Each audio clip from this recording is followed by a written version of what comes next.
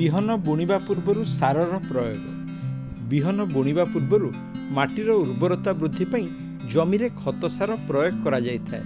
ତେବେ ଜମି ପାଇଁ କେଉଁ ସାର କେତେ ପରିମାଣରେ ଆବଶ୍ୟକ ତାହା ମାଟିରେ ପୂର୍ବରୁ ମହଜୁଦ ଥିବା ପୋଷକ ତତ୍ତ୍ୱ ଓ ମାଟିର କିସମ ଆଦି ଉପରେ ନିର୍ଭର କରେ। ଏସବୁ ଜାଣିବା ପାଇଁ ମୃତ୍ତିକା ପରୀକ୍ଷାଗାରରେ ମାଟିର ପରୀକ୍ଷା କରାଇ ନିଅନ୍ତୁ।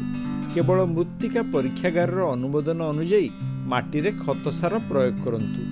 ମାଟିରେ ଯବକ୍ଷାରଜାନ ପରିମାଣ ବୃଦ୍ଧି ପାଇଁ ଜମିରେ ସବୁଜ ସାର ଦେଉଥିବା ଫସଲ ଯଥା ଧଣିଚା ଓ ଛଣି ଆଦିକୁ ବୁଣି ଦିଅନ୍ତୁ। ଏହା 40 ଦିନର ହୋଇଗଲେ ତାକୁ ମାଟିରେ ମିଶାଇ ଦିଅନ୍ତୁ।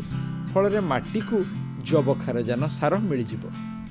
ଏହାଛଡ଼ା ଅନୁମୋଦିତ କମ୍ପୋଷ୍ଟ ଖତ, ଫସଫେଟ୍ ଓ ପଟାସ୍ ଜାତୀୟ ସାରକୁ ମାଟିରେ ମିଶାଇ ହଳ କରିଦିଅନ୍ତୁ। ବୁଣା ଧାନ ପାଇଁ ଅନୁମୋଦିତ ସମସ୍ତ ଫସଫେଟ୍ ଓ ଅଧା ପଟାସ୍ ସାର ଶେଷ ଓଡ଼ ଚାଷ ସମୟରେ ପ୍ରୟୋଗ କରନ୍ତୁ। ଏହାଦ୍ୱାରା ନିଶ୍ଚୟ ଭଲ ଫଳ ପାଇବେ।